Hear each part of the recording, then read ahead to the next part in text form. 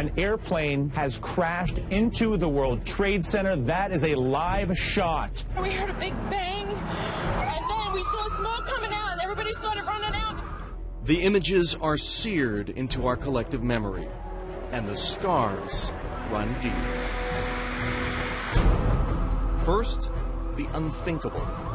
Jimmy Dunne's company was on the 104th floor. The horror didn't take long to sink in. You need to call your office, you need to call your office. The planes hit the World Trade Center, and you better prepare that everyone in your firm is dead. Then, the unimaginable.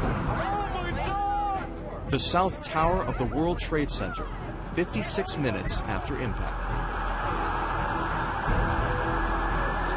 John Duffy had more than 100 employees up there on the 88th and 89th floors. Most didn't make it out. This is the place where 67 of our people were killed, including my son. 6 minutes later, the North Tower collapsed.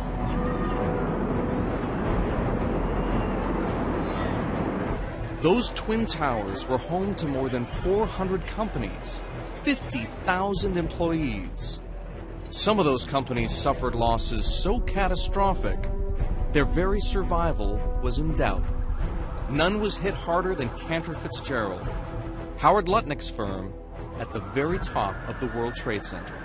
So what we lost that day were all of our friends. 658 of our friends, every person who was at work that day. There was no way out. This is the story of three Wall Street firms that were headquartered in the World Trade Center. Three powerful and prosperous businesses that were devastated by the terrorist attacks and all but written off. The numbers are barely comprehensible. Hundreds of employees, traders, lawyers, analysts, technicians, secretaries, gone. Decades of experience and expertise erased. Almost all their records destroyed. Their offices, down to the very chairs they sat on, obliterated.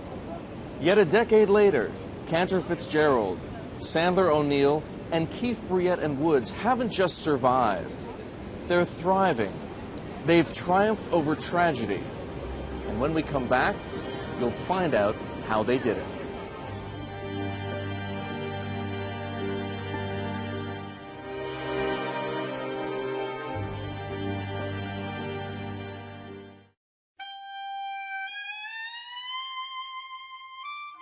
Howard Lutnick loved the World Trade Center.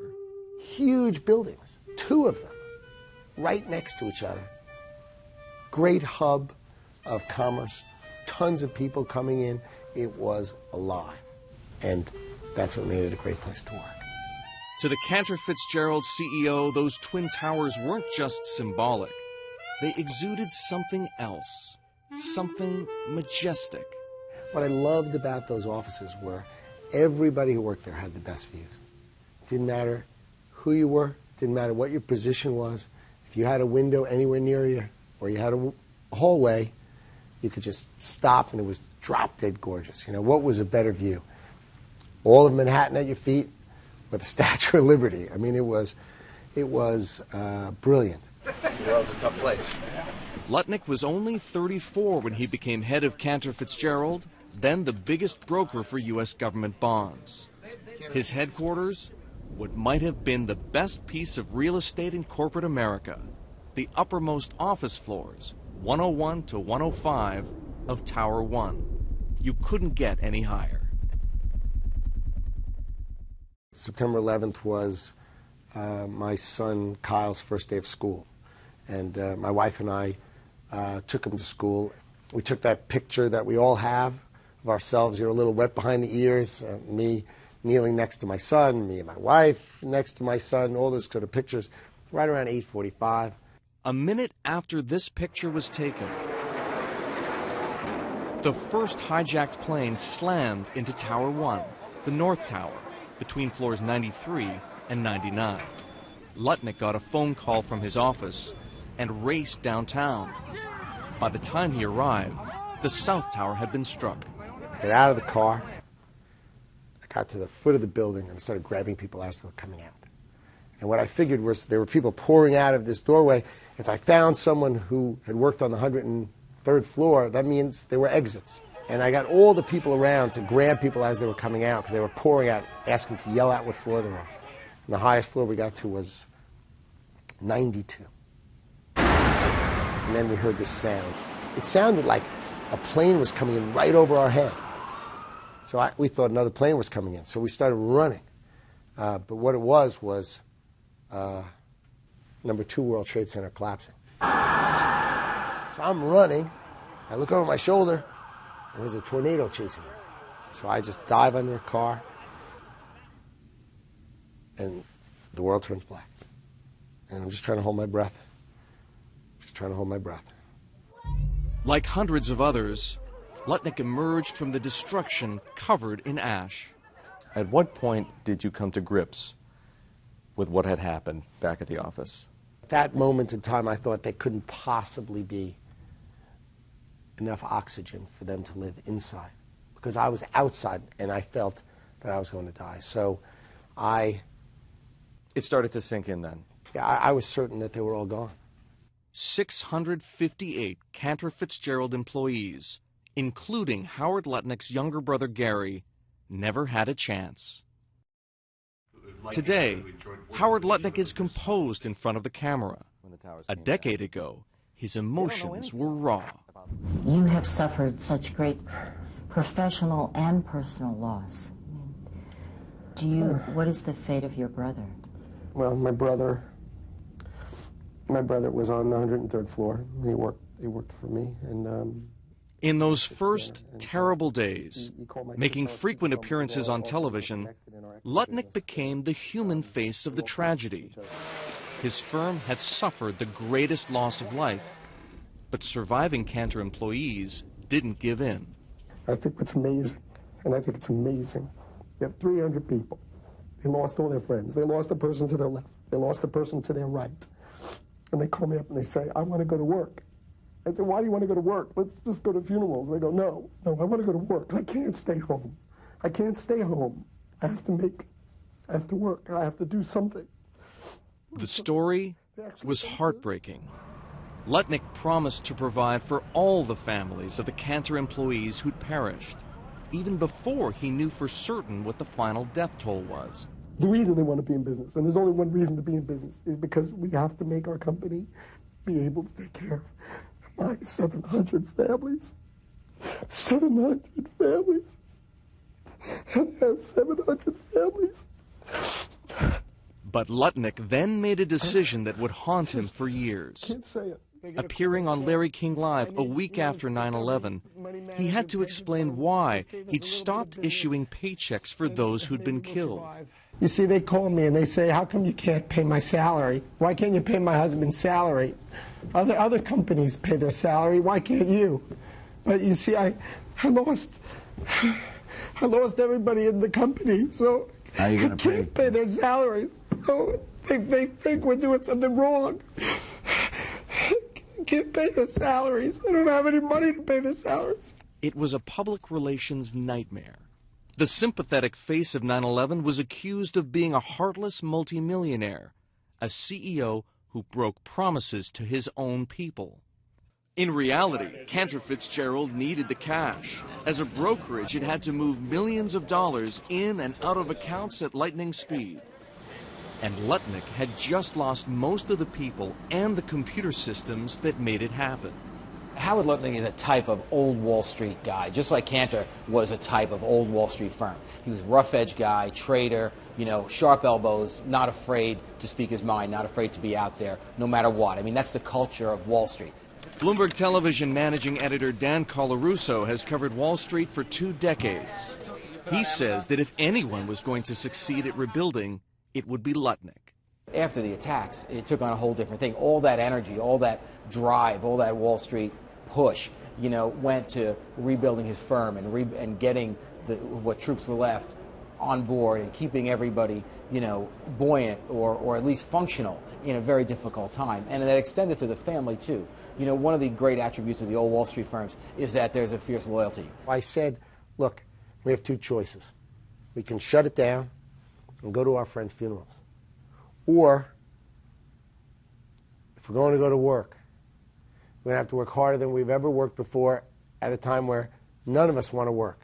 Lutnick mobilized Cantor's London and New Jersey offices. And together, they were ready when the markets reopened. And we did it by not having rules. That means if someone in the room said they thought they knew how to do it, they did it. Whether they were the most junior person or the most senior or they were from a different division altogether, who cares? They cleared out, they tried it, sticking it together with bubble gum and shoestring, but it worked. And we opened for business and processed transactions. It was extraordinary. Extraordinary and ultimately successful. Today, Cantor's headquarters are in a more modest building in Midtown Manhattan on the 2nd, 3rd, and 4th floors. But Cantor is also much bigger. It is split into 2 firms, one public, one private. That sounds like a good idea. And expanded beyond its core business into investment banking, real estate financing, hedge fund services, and insurance. I see you. What are we doing? Howard Lutnick remains chairman and CEO of the whole organization. And he did make good on those promises to Cantor's 9/11 families. The families of the 658 would receive 25% of the firm's profits for the next 5 years, with all their health care covered for 10 years. A commitment made by Lutnick and borne by the entire firm. They all made less money. They all agreed, on top of working for a hammered company where they could have gotten a job somewhere else and made more money, they stayed. They all stayed. And then on top of staying, they agreed to make 25% less to take care of their friends' families and give them $180 million that otherwise would be theirs. Now that you have a chance to look back, you made some mistakes. What might you have done differently? Well, I'm sure I made lots of mistakes, but, I had never, there's never been a situation like this. If I had to do it over again, I would stand at the World Trade Center and wouldn't let anybody walk in the door. But other than that, there's nothing I could have done differently because we did the best we could, and we're here in a positive place after the most negative of all circumstances. Good to see you. And I'm really proud of the men and women who work here. I think they are the most extraordinary people. When we come back, corporate DNA. People appreciated the fact that we were going to fight back. We weren't going to take the thing lying down. And how it helped the firm Sandler O'Neill rise again.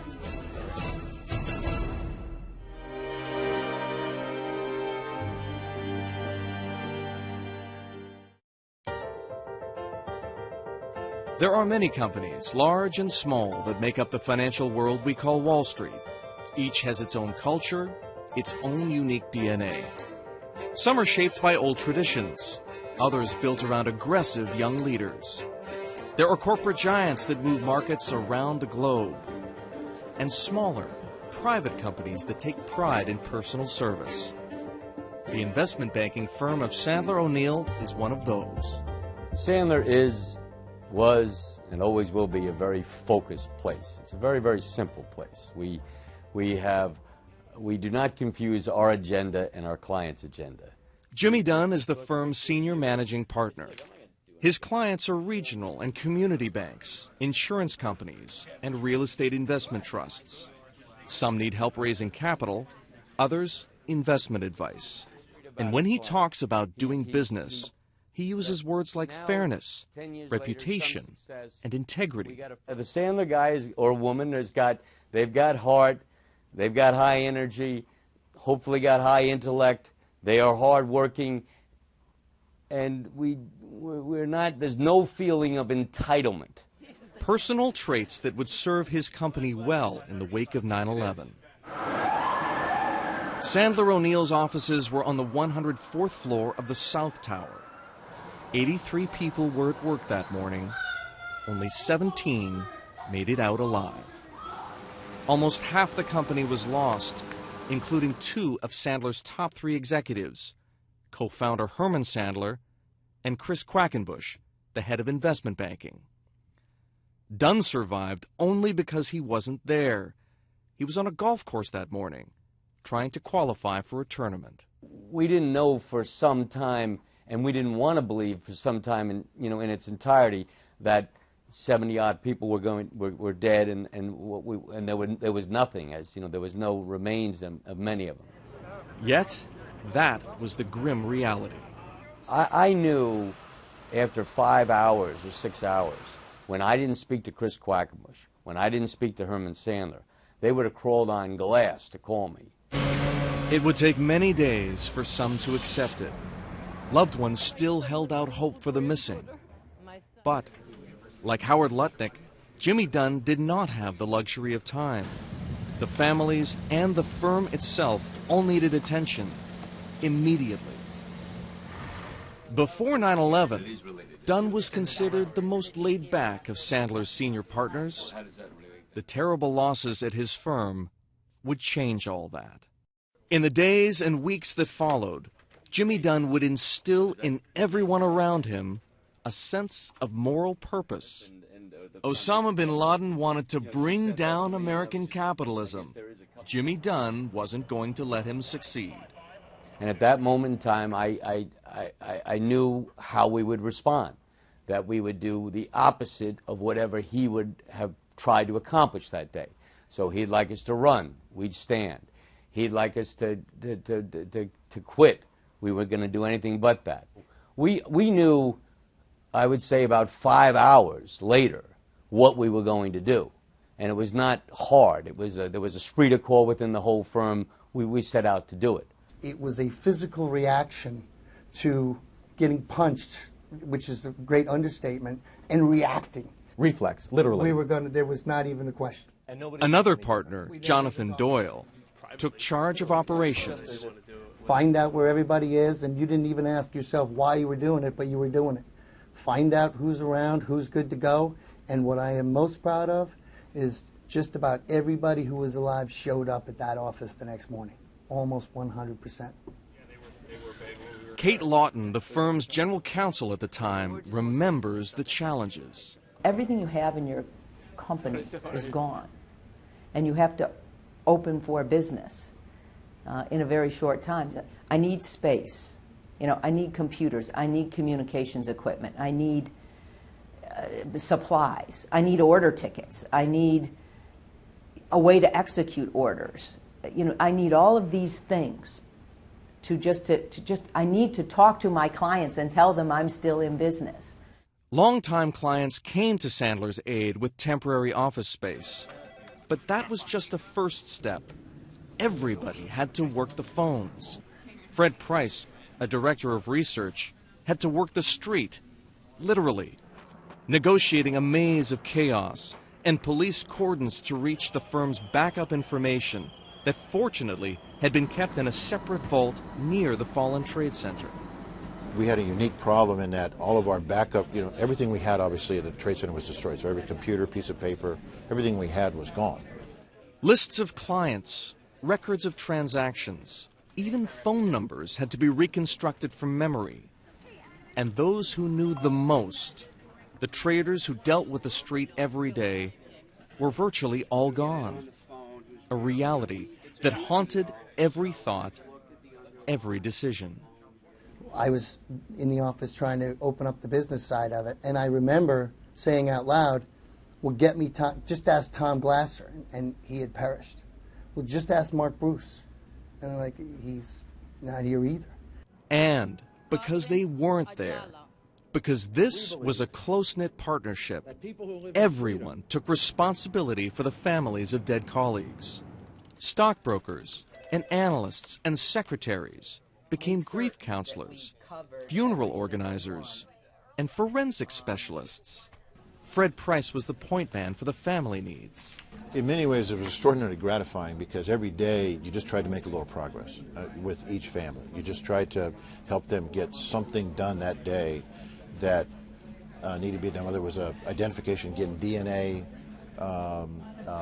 materials to the medical examiner's office had been set up, just all those different, just each day trying to find one little thing that you could do each day that got a little step closer to There was no closure here, but just a little step closer to getting forward. They weren't just working for themselves or the firm.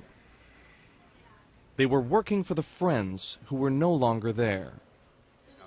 Commissions on trades from the accounts of deceased colleagues went directly to the family's estates. They also created the Sandler O'Neill Family Assistance Foundation to provide financial aid, including the cost of college education for the children of those who died. It was exhausting. It was sad. But you knew you had to just keep putting one foot in front of the other. And if you could keep putting one foot in front of the other, we would get there. And get there they did, in a remarkably short period of time. In only 2 months, Sandler O'Neill was profitable again. Not one deal, not one client was lost. In 6 months, revenue was back to pre-9/11 levels. And the firm underwent a dramatic growth spurt, attracting top-notch talent. I'll tell you, one of the things it took after having probably the worst day in my life of luck, being 9/11 for a lot of my friends, was the amount of good luck we had after that. And we had a lot of it. We had a lot of well-wishers. Competitors became colleagues. People who didn't know you became people who rooted for you. But this was about more than luck. In 2009, the University of Pennsylvania conducted a study of Sandler O'Neill's comeback and concluded that its resiliency was rooted in its character and the moral purpose it demonstrated in the midst of crisis. Jimmy Dunne couldn't have said it better himself. I can't begin to tell you how many people cared about our situation. I think to some degree, people appreciated the fact that we were going to fight back. We weren't going to take the thing lying down. We were going to try to do the right things with building the foundation, try to take care of the education of our family members, try to take care of benefits for a good 10 years or so after, try to do those right things, and people felt good about working with us. What Jimmy Dunne will not talk about, however, is his leadership. You know, we've heard enough about Jimmy Dunne. He wants everyone else at Sandler O'Neill to receive credit for the firm's success, including the 2 close friends he lost, Chris Quackenbush and Herman Sandler, whose pictures are still taped to his desk and to his windows. But ask anyone at Sandler O'Neill who deserves the most credit for their comeback, and they'll tell you, Jimmy Dunne, a leader who rose to the occasion. Here you lead by doing. As he sometimes says, we're not teachers and we're not a think tank. We buy and sell things and give advice, and we just did as much of that as possible, and that was the best leadership we could have. 16.6, right? When we return, KBW, the small firm that seized the day. Many thought KBW was finished, but not John Duffy. And changed its destiny.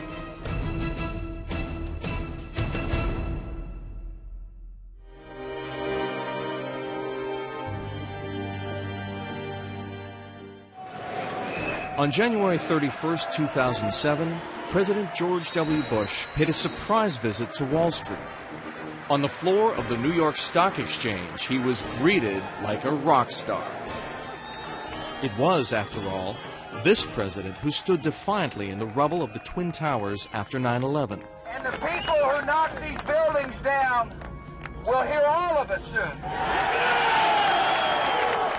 5 years on, the president's ratings in the polls were at a record low. But the stock market was reaching record highs. So were Wall Street salaries, bonuses, and executive compensation. And that was a political problem for the president. He returned to ground zero to gently urge Wall Street to do the right thing. And he cited as an example one of the great stories from 9/11. One New Yorker understood corporate responsibility is a fellow named John Duffy. John Duffy grew up in the Bronx. He became CEO of a Manhattan investment and research firm called Keefe, Bruyette Woods. On September the 11th, KBW had its offices in the South Tower of the World Trade Center. That day, the firm lost 67 people, including John's 23-year-old son. Many thought KBW was finished, but not John Duffy. You lost your headquarters. You lost a third of your employees. You lost your co-CEO, your son. Why didn't you give up? You know, I think we wanted to prove it to the world, to the country, and to ourselves that, in fact, we could rebuild. And there was a sense of obligation to, you know, thinking about the 67 people that we lost. You know, we didn't want to have to go back to those families who just suffered the, you know, utmost tragedy, say, you know, besides losing your loved one and probably primary breadwinner, that, you know, the firm had died also. It almost did die. KBW's trading floor, its nerve center, and its executive suites were on the 89th floor of the South Tower. The second hijacked plane smashed into the building directly below KBW's offices. In the 56 minutes that the South Tower remained standing, only 14 employees from the 89th floor made it out alive. They were the ones who saw or heard the first attack on the North Tower and decided to evacuate by stairs and elevators. The fire that I saw and the heat I felt was intense. I was frightened, and so whatever it was, I thought was serious, and I should get out. KBW insurance analyst Cliff Gallant acted on gut instinct, but most stayed at their trading desks. The market was about to open. A lesson from the bombing of the World Trade Center in 1993 was wait for help to come. On 9/11, that would prove a fatal decision.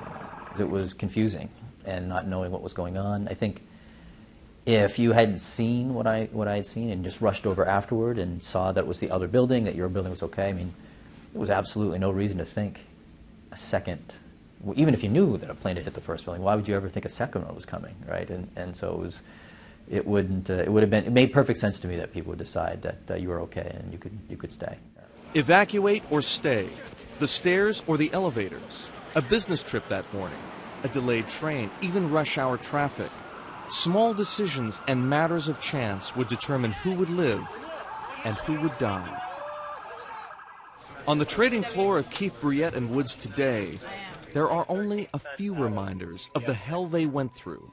A sculpture made from a steel beam, salvaged from ground zero. A chalice from Tiffany's, engraved with the names of the KBW employees who died. A painting of the American flag, a gift from a KBW family. It's one of John Duffy's favorite tributes. The stripes are the names of the 67 people that we lost on 9/11 in alphabetical order. And see Chris Duffy there. Duffy's son Chris was 23. He had joined KBW to work on the equity trading desk 1 year before 9/11. Christopher was a great kid. It makes you realize how precious life is and how it can be cut short. You leave 16-6, right? KBW employees say they've always been a tight-knit family. You can see it in the relaxed atmosphere and the smiles. You can hear it when they complete each other's sentences. 9/11 only made those bonds stronger. Vice Chairman Thomas Show, who survived because he was running a few minutes late that day, and Senior Executive Assistant Jackie Day, who was at home recovering from an operation. We made it an integral part of who we were and not let it hold us back or affect the new hirings or the expansion of the business. It is part of us. Everyone that joins us knows it, but it isn't all of us. All of what we are. We're not hostage to it or captive to it by any means. No. I think it's become a healthy part of our soul as we move forward. This small boutique firm, once known primarily for the quality of its research, found a new inner strength. Much like Sandler O'Neill, KBW could afford to help support the families of its dead. For the memory of those who lost their lives on that day, we weren't going to give in to the terrorists. And also our feeling was we could do more to help the families if we had a robust and rebuilt firm. Friends, clients, even competitors reached out to support KBW. Temp agencies and delis and anyone that could offer their services.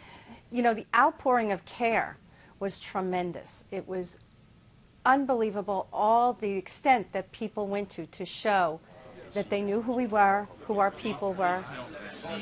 One of the things we really learned in the months after 9/11, as we went out initially to recruit people, I'm not even talking about chasing customers, was how many people out there thought we had a wonderful brand name and a great platform. It's the reason Frederick Cannon became one of those post-9/11 recruits. He's now the chief equity strategist at KBW. I knew KBW from my years in finance, working at banks. I knew the research analyst who didn't make it through 9/11. And I really just always appreciated the firm, their focus on financials. Most important, they're a Wall Street firm without the pretense. John, I remember people saying KBW couldn't survive on its own. It needed to merge. It needed to be bought by a bigger firm. Why were they wrong? I guess they underestimated us. 9/11 did usher a new era on Wall Street, and that led to consolidation, deals, firms got bigger, and KBW was well positioned because they were trusted, they were knowledgeable, they were experienced, and they had gone through the 9/11 experience, and they had a certain amount of goodwill. Like Cantor and Sandler, KBW's headquarters today are located in Midtown Manhattan on much lower floors, but there is nothing diminished about KBW itself. The firm has twice as many employees as it did on 9/11, 80% hired since the terrorist attacks. They've expanded in trading and investment banking and opened offices in Europe and Asia. They became a public company listed on the New York Stock Exchange. Annual revenue was $185 million in 2001. A decade later, $426 million, more than double. KBW now is a firm more willing to embrace change, more willing to take chances. How did 9/11 change this place? I think one of the aspects was it probably gave us a little bit more professional courage, that we could do some things that maybe we hadn't done before. Some of these people. It gave Duffy more courage as well. I think it made me a little bit more decisive. I remind myself periodically that, you may not have as much time as you wish. So, if you need to do something today or sooner, don't procrastinate. The challenges of the past decade have exacted a toll on Duffy's personal life. In addition to losing his son, he's now in the midst of a highly public divorce. Quiet. Duffy would eventually write a book about his firm's experiences and personally bankroll several businesses that have little to do with banking. He even backed a young rock group that wrote a song in KBW's honor. Just carry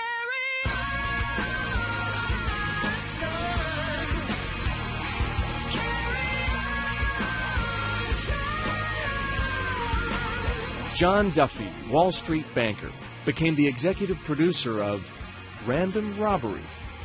Whether out of character or not, there is no denying the story of John Duffy and his firm is an inspiration. A story of courage and perseverance worthy of a presidential address. It says something about John Duffy that the terrorist attacks only made him more determined to succeed. It says something about New York that there are countless stories like KBW's of hardworking men and women who picked themselves up and rebuilt bigger and better than before. When we come back, three firms and the lessons they share. 5/8 bid. Plus, a Wall Street like you've never seen. Go, go!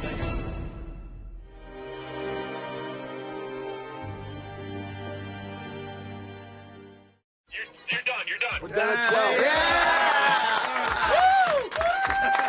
12. Every year on the anniversary of 9/11, Howard Lutnick's firms, Cantor Fitzgerald and BGC Partners, host an event unlike any other on Wall Street. Trade. Celebrities We want 237. Done, 237. are invited to try their hand at trading stocks and bonds in the brokerage game.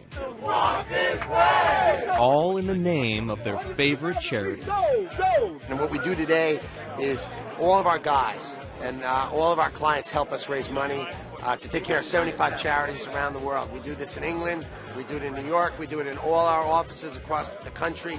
And basically what we do is all of our guys decide no commissions. Every penny that we raise today will go to charity. Last year we raised over $10 million, and this year I hope we do better. I don't really know what I'm doing or what I'm saying, but it all works out. It's all going to a great cause. 200 KBC.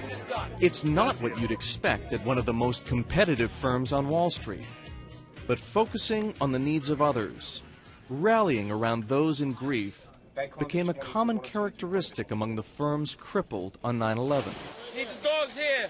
The attack on the World Trade Center was an act of war. The site became ground zero. And the rallying cry at the devastated firms became, do it for our friends and colleagues.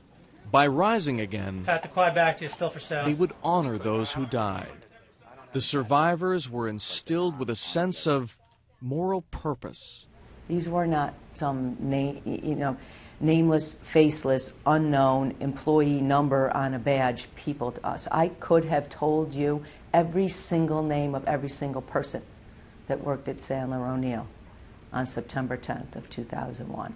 And I knew every single one that didn't make it. When those families kissed their loved ones when they went off to work that day, and then they didn't come home, is unimaginable.